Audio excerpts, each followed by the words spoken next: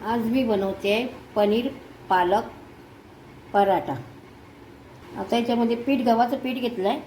आता याच्यामध्ये मी मीठ घालते आणि पालक कापून घेतला आहे बारीक आणि कांद्याची पात। आता हे चांगलं मिक्स करून घेते। आपण हे आता चांगलं मिक्स करून घेतलेलं आहे। आता मी हे पीठ भिजवून घेते। हे आपण पीठ मळून घेतलेलं आहे। आता आपण पनीरमध्ये काय काय टाकणार ते बघू। हे बघा, हे घेतलं आहे मी पनीर आणि हे कांदा, हिरवी मिरची, लसूण।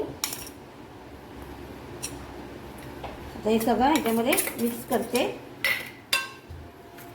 आणि पालक, कांद्याची पात, कोथिंबीर आणि मीठ, लाल तिखट, धना जिरा पावडर, मॅगी मसाला आणि हळद। लाल तिखट अजून जर तुम्हाला पाहिजे असेल तर, कारण की आपण हिरवी मिरची घातलेली आहे। आणि हे चीज घालते, त्याच्यामध्ये चीज घालते आणि अद्रक लसूणची पेस्ट। हे आपण चांगलाचा मिक्स करून घेऊ। हे बघा, आपण आता पराठा लाटायला हे करूया, पराठा लाटून घेऊया। आता हा गोळा घेतला आहे गव्हाचा आणि आता याला सुकं पीठ पण घेणार आहे मी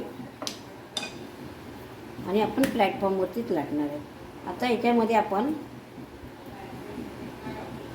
पराठाचं हे मिक्स पनीरचं हे बनवून घेतलं आहे, ते याच्या आतमध्ये घालून पराठा लाटून घेणार आहोत। चांगला पराठा लाटून घेतलेला आहे। आता याला चांगला शेकते। तर मी याला एका बाजूने शेकलेलं आहे आणि आता त्याच्यावर मी तेल लावणार आहे।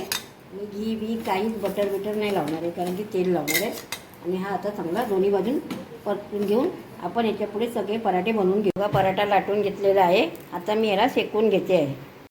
हा बघा, मी आज पनीर पराठा रेडी केलेला आहे। या तुम्ही जरूर करून बघा आणि ही तुम्हाला रेसिपी जर आवडली असेल तर माझ्या रेसिपीला लाईक करा आणि चॅनल सबस्क्राईब करा। पण पराठा तुम्ही दह्याबरोबर खाऊ शकता।